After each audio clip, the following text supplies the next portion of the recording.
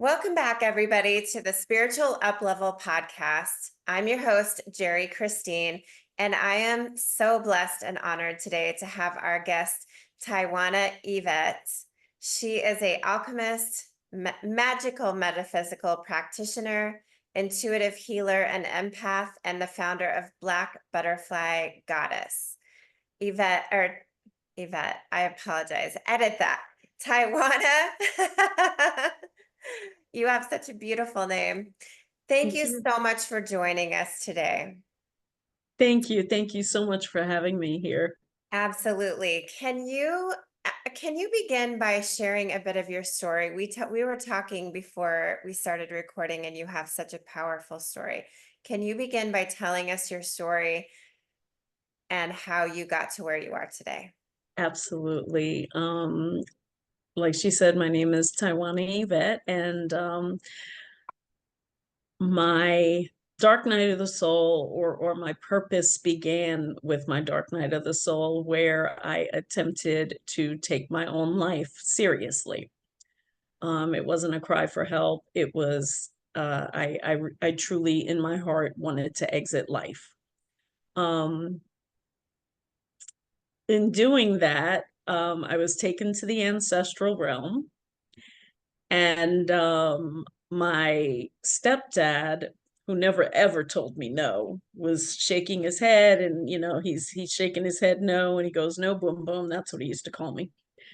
And my mother, she's standing there with her Leo self, saying, "No, it's not time yet." And I'm, begging and pleading, "Mom, I'm worthless. Nobody loves me. I'm unlovable. Um, I have no purpose." I literally thought I was a child of what we are taught is the devil, because I was so unlovable. And she goes, "There are people waiting for you." And I'm like, again, begging and pleading with her. And she goes, "Your purpose begins now." Hmm. And she pushes me back into my body. And my first thought when I woke up was like, wow, you couldn't even really do that right. Wow, bravo. But that was my unhealed mind speaking. Of course, I went through all of the therapy and things like that. But I did something called RTT hypnotherapy, Mhm.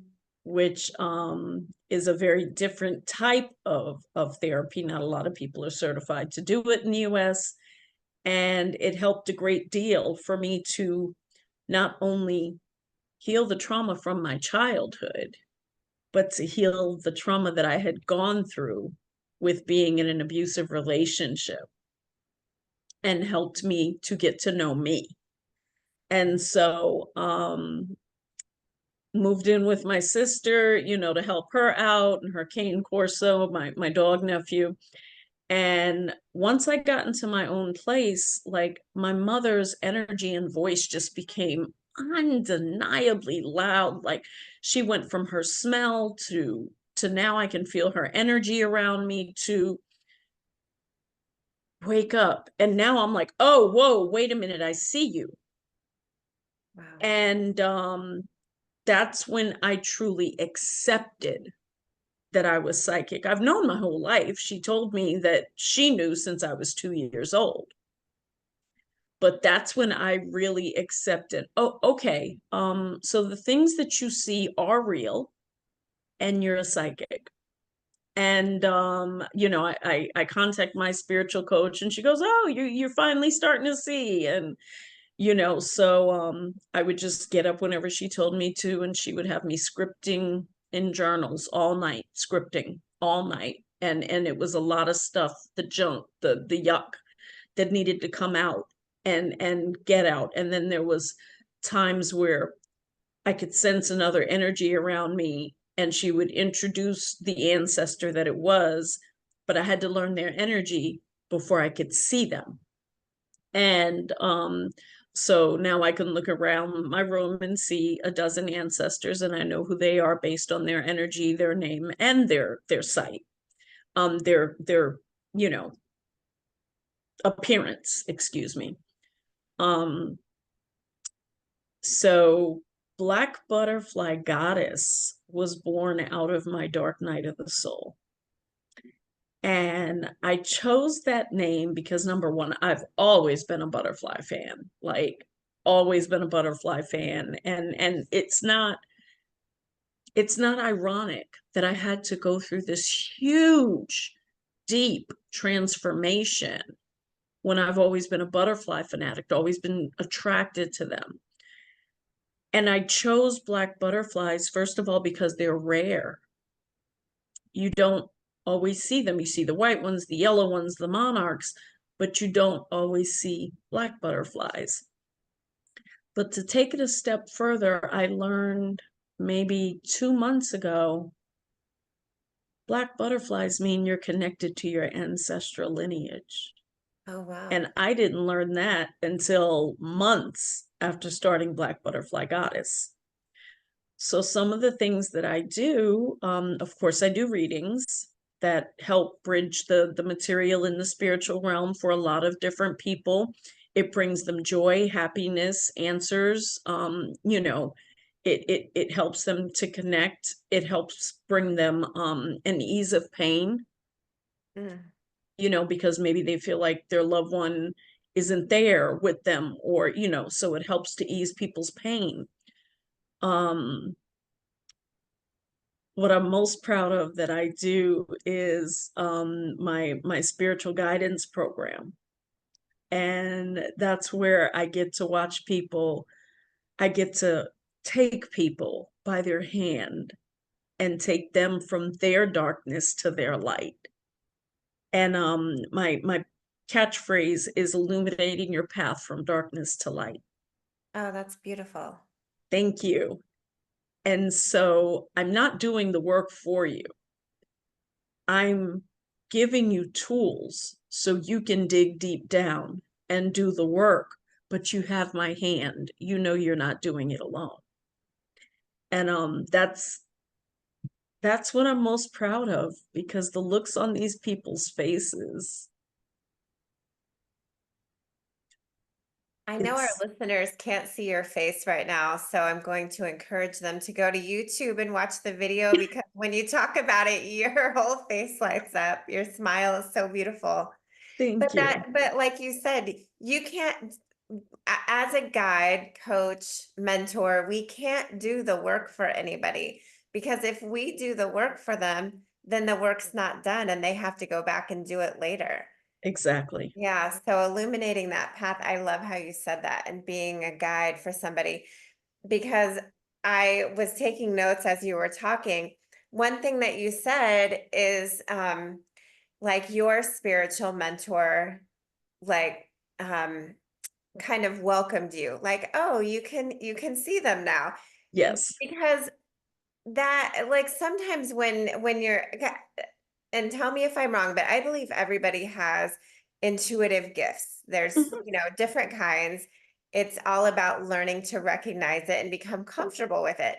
And when it Absolutely. first starts happening, you can feel like you're going crazy, Yes.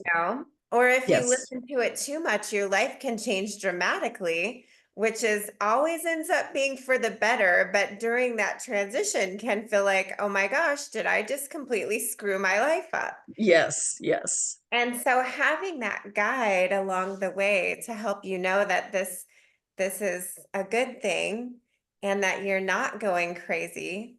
How does somebody, if somebody's starting to sense energy or perhaps hear something or see something, how do they know if it is a an ancestor, or if it is that they're going crazy, or if it is like the devil? Because a lot of my audience grew up Christian, as did Mm-hmm. how do Mm-hmm. you discern between those? Um, so the I grew up Christian as well, and I was married to two deacons. So if I had to explain it, the devil energy is going to feel heavy, your heart's going to race, you might break out in a sweat, um, you your stomach's going to hurt. There are going to be sensations in your body that are sending out this alarm that says, not right, not right, something's not right. And that's how you can sense it from that perspective. When it's ancestors, guides, angels, you feel comfortable. It's just as if you let them in the front door of your home and said, "Oh, Nana, Pop, sit down. I'm glad you're here." It's that warm and loving energy. It's the same energy they would have given you if they were still in the 3D. Oh, wow. Nice. That's that's what I've always thought too, or if it's my own mind racing anxiety, Mm-hmm. I can discern the difference because there's anxiety Yes. as opposed to calm and Calm. comfort. Yeah. So, Yes. um, okay, I'm gonna just go here and throw some people off maybe, but you said the devil energy. What Yes. we've been raised to believe is the devil. Mm-hmm. Do you believe that there is a devil, or is there energy that is, I don't know, negative? Like you said, it feels negative if you feel it in your body. Our bodies are amazing because they're like a tuning fork for that sort of Yes. thing. Yes. Because I have been on the other side 3 times, twice by health conditions and once at my own hand, I don't believe in the presence of what we are taught is a devil. However, in saying that, there are very nefarious energies that are out here, very, very malignant, very evil energies that would be devil. If you had to describe it, it would be easier to say devil energy. Yeah. Yeah. And yes, I do believe there are those energies when people mean you harm, when people, unhealed people, want to go into narcissism. I believe that in and of itself is that devil type energy. Yeah. So yes, I've been on the other side 3 times. Never once was there anything that we are taught is the Agreed. devil. Agreed. I actually remember before this life, choosing this life, and I always as a child said that, like, that didn't, I'm like, that's not true. God doesn't send anybody to hell. We might send ourselves to our own hell that we make up, but like God doesn't do that. So It's hell and heaven are states of mind in my perspective and in the life that I've lived. People come on TikTok all the time and say you're going to hell, and I'm like, I've already been there. yeah. Like, I mean, I have, from childhood, just being on this earth in childhood, I've been there. So what can scare me more than what I've been through? Yeah. Nothing. Yeah.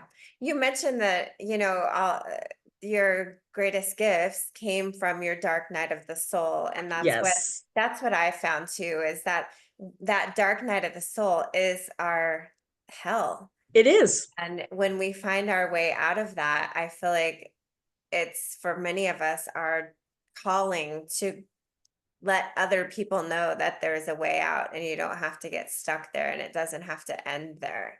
Yes, I agree wholeheartedly. I agree wholeheartedly. And then you get to that space of, no, my life is not perfect. I don't live in a $5 million estate home or anything like that, but I have my own sense of heaven, that Hmm. peace, that quietness, that being able to live alone and smile, that not having most of the family thinks I've lost it, but not having family around, and still I still have that peace in my heart, about the choices that I've made in life, that confidence that I suddenly have. Mm. I always say I'm channeling my mom when I have that confidence, but you know, that inner confidence, that inner knowing that when I'm shuffling these cards on TikTok and I'm doing all of this talking and stuff like that, that I've got people who come back and they say, Mama Lorraine is never wrong. I've got hundreds of TikTokers who come back, and because I always say, this isn't my show.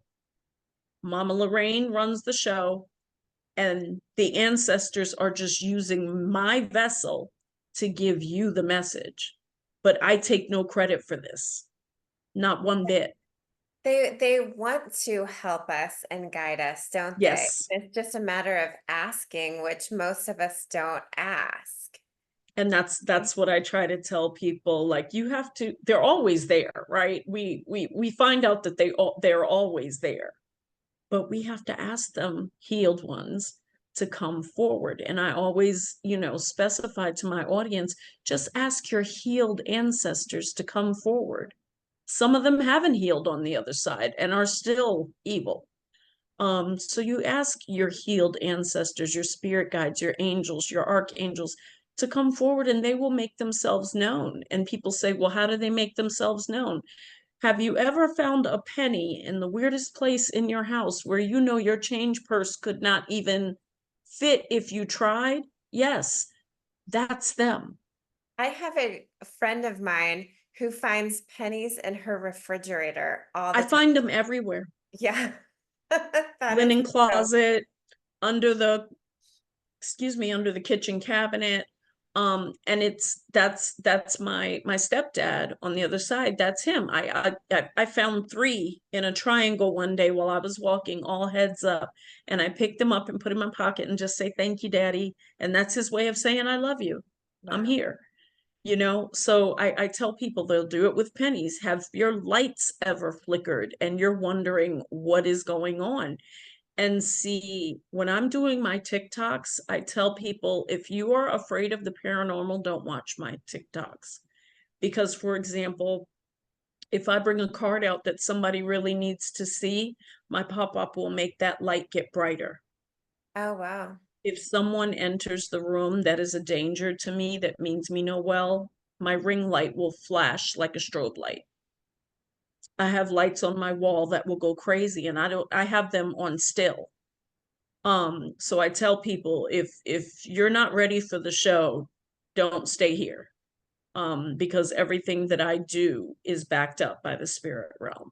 I honestly wish it wasn't called paranormal and we made it more normal, which is probably why I started this podcast.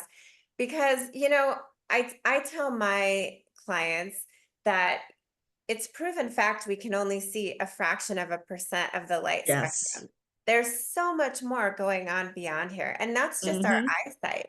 It's the Right. same thing with our logical mind, and yet Mm-hmm. we want to sit here in this fraction of a 1% and think that that is all that reality is. No. When scientists have proven that there's so much more that we just can't perceive.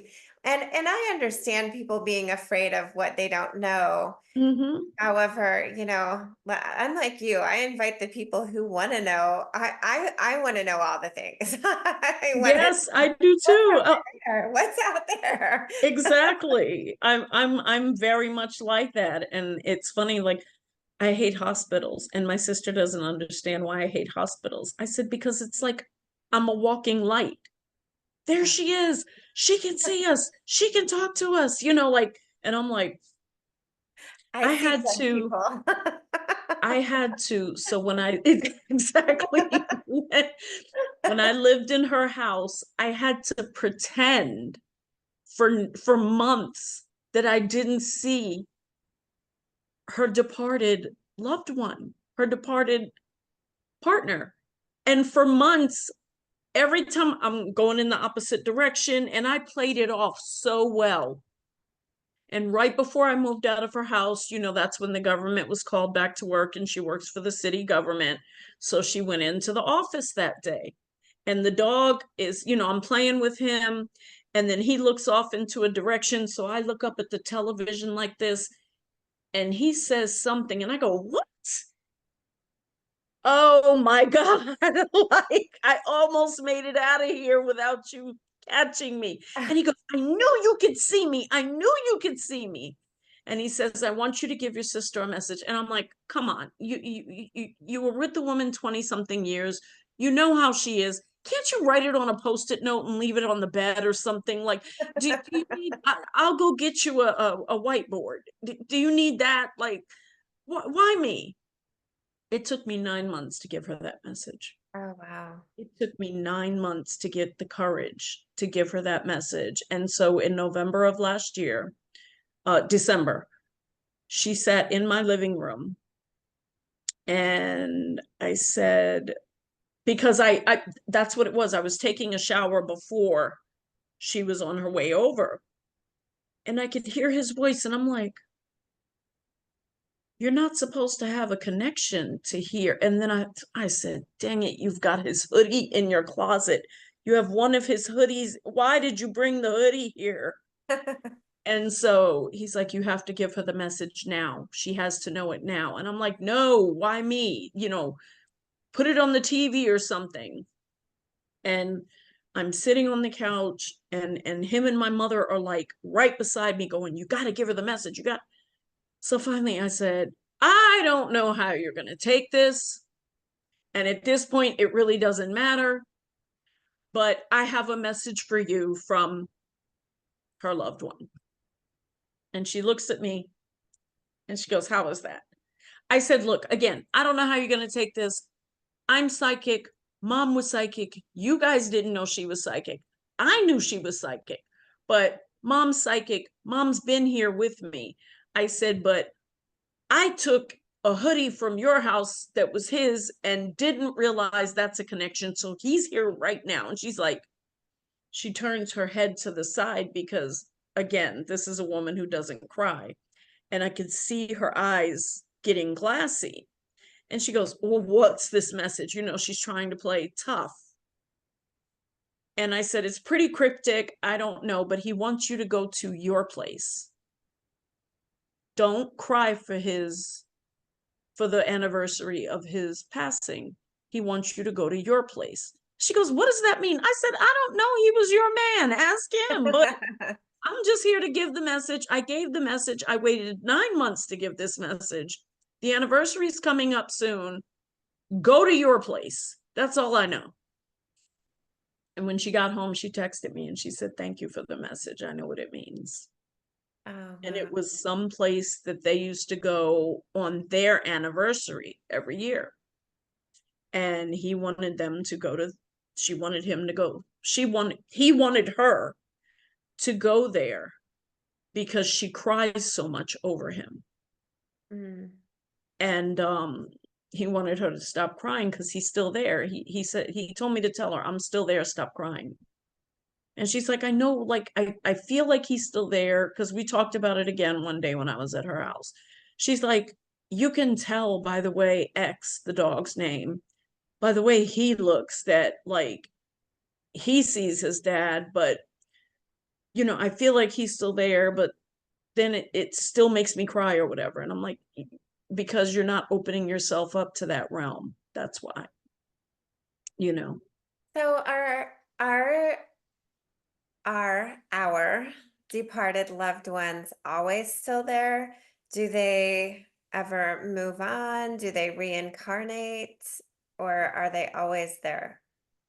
I think that they choose in their contract before coming here whether or not they are going to stay with us. That's just my perception of it. It doesn't make it right. But there are certain departed loved ones that are there with us. And I can typically, tap into someone and be able to tell, no, your mother hasn't gone anywhere. She's on your right side and she wishes you would stop, blah, blah, blah, blah, blah. Or, have you ever felt shivers just on one side of your body? Or, things like that. A lot of times, if there's unhealed trauma, unresolved forgiveness, they'll stay for a while until that is resolved. And then some of them, once it's resolved, will leave. My mother, however, was 59 when she transitioned, and she didn't get to finish, as she puts it. So she has transferred, I was always a psychic, but she has transferred her abilities to me. And now I have to finish for her and for me. So that's why she doesn't leave my right side. What does that look like for you, finishing? For me, it was kind of scary at first. Like, what do you mean I got to finish this, lady? But um, for me, it means that I have to keep giving people hope. I have to keep being my authentic self. I cannot exhibit fear when it comes to when I'm reading someone, reading cards, channeling. Oh, that's the latest and greatest one. I cannot fear channeling, because that's some loved one's ways of really getting the message through, because your face changes, your dialect changes, your body language changes. So it means, for me, keep helping people. It means to continue on my journey without fear of what people think about me. Mm-hmm. When I had my Akashic reading, I was told, well done, you've cleared your family's karma. That was a question I was going to ask you, because you're dealing with ancestors and you mentioned calling on the healed ones. Yes. So we know there's no such thing as time. That's a Right. construct of humanity. Mm-hmm. So if we heal ourselves, if we do the work to heal ourselves now, does that carry through to what we perceive as the past? And can it help heal other ancestors?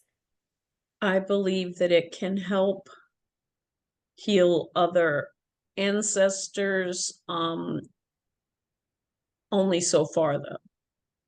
Because they have to do their own. Right. So if let's just put it out there, if an ancestor gave up a child for adoption, right? I feel like us clearing can help their guilt and their shame with that. Mm, But if an ancestor did like what my father did, no, it cannot help clear his karma at all. It yeah. can't, and it won't. Yeah.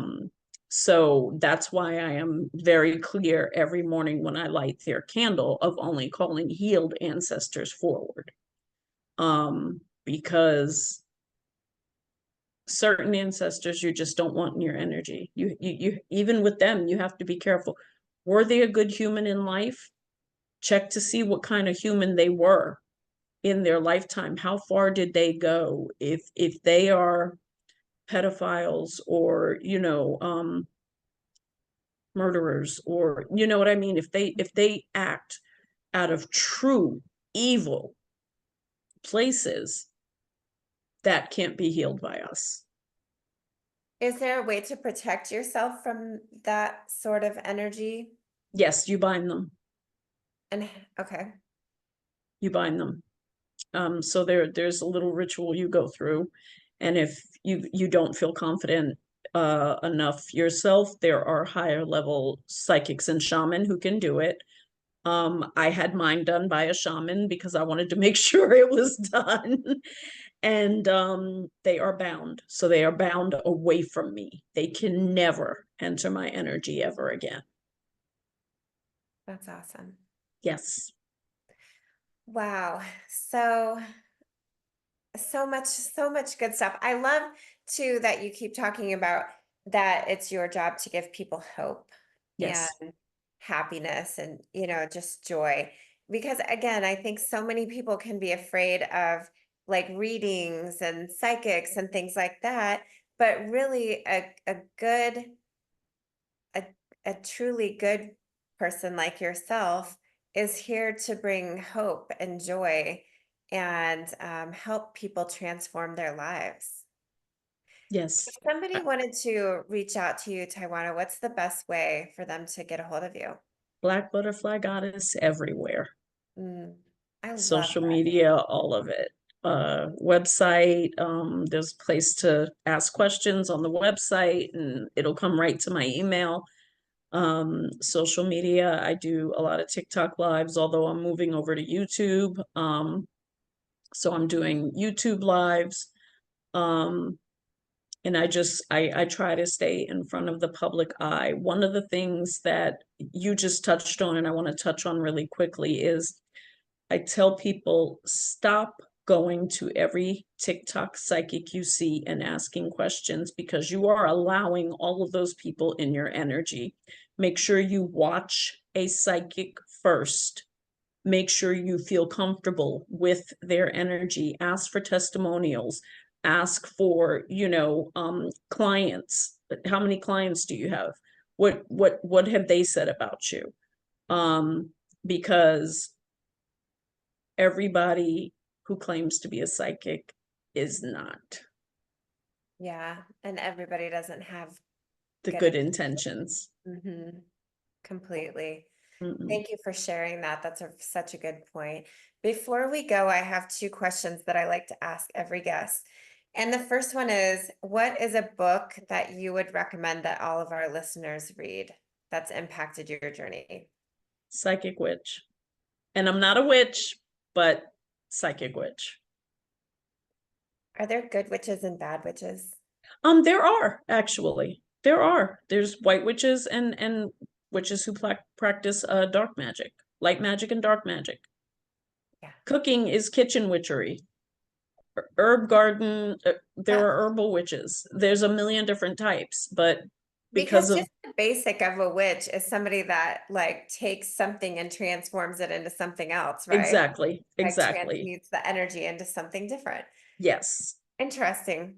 That's another word that people are, hesitant afraid about. of. Yeah. Yeah. Okay, finally, my last question is, what is one thing that you wish everyone in the world knew? That they have power and it's inside of you. You don't have to look anywhere else. Everything you need is in your ancestors are inside of you and you were them.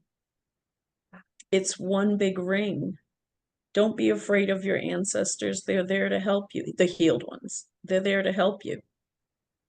So That's so don't be beautiful. afraid of this journey. It's a beautiful, it's,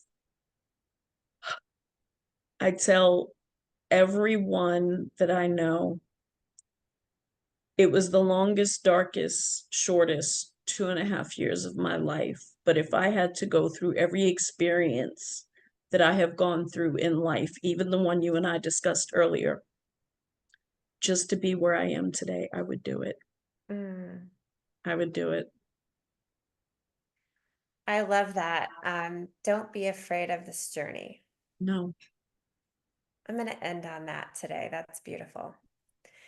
Tywanah, thank you so much for joining me today. I have really appreciated this conversation, and I know it's going to touch a lot of people's hearts and spark a lot of interest in what you do. thank you. Thank you so much for having me. I appreciate it.